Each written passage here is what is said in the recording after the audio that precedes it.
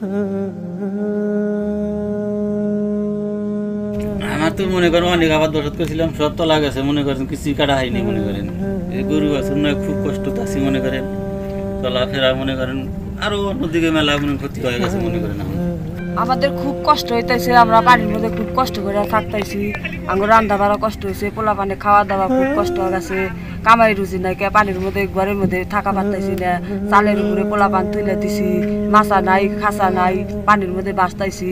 Looker উপরে সই তুইলে পোলা পান নাই যে বসবাস করতেছি, খড়ি নাই যাবা নাই, আমরা কি দিয়ে চলি কি দিয়ে করি। তো আপনারা যদি এখন কিছু দেন তাও তো আমরা চলে খাবারি, তা আমরা তাও পাইতেছি না। তাঙ্গরে এই পরিস্থিতি এখন কেমন হবো? আমরা বহুদিন ধরে কষ্ট করি, কিন্তু এই 7-8 দিন ধরে এই নতুন পানি আসাটার খুব কষ্ট, মানে চলাফেরার কষ্ট, রান্না বাড়ার কষ্ট। কতগুলা মানুষ খায়া থাকে না খায়া থাকে, কতগুলা চালে থাকে, ছাবড়া উঠে দাঁড়া থাকে, কতগুলা লোক হয়, যার লোক নাই তাকে ভাই একটু আমাকে নেন। এই ভেলায় থাকে, ভেলা বোঝেন না, বুড়া, আমার বাড়িতে বুড়া, মানে বুড়ায় থাকি, ঘরে থাকা যায় না, ঘরে পানি, চাল সই পানি, খুব অসুবিধা। আমরা সালাত আদায় করে মানুষ জান্নাত পাবে, জান্নাত কিনতে পারে না। সিয়াম পালন করে মানুষ জান্নাত পাবে, জান্নাত কিনতে পারে না। হজ করে মানুষ জান্নাত পাবে, জান্নাত কিনতে পারে না।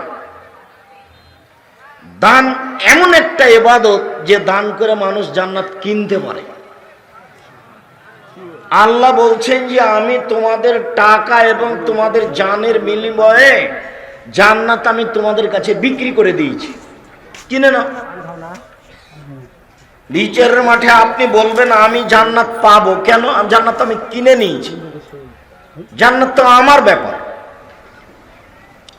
আর এত শক্তিশালী ভিন্ন ইবাদত যে আপনি দান করলেন এখানে, আর কবরের শাস্তি বন্ধ হয়ে গেল আপনার মায়ের। সালাত আদায় করবেন নাকি শুধু আপনার, এটা অন্য জায়গায় পার হয়ে যাবে না। ওরা ভুল বুঝেছে, কোরআন মাজিদ পড়ে নাকি কবরে বক্সিয়ে দিল, এটা হয়?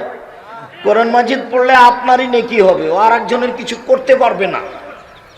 আর দান এমন নেকি যে আপনার তো হলোই, আপনি মায়ের জন্য দান করেছেন, ওই জন্য কবরের শাস্তি ওইদিকে বন্ধ।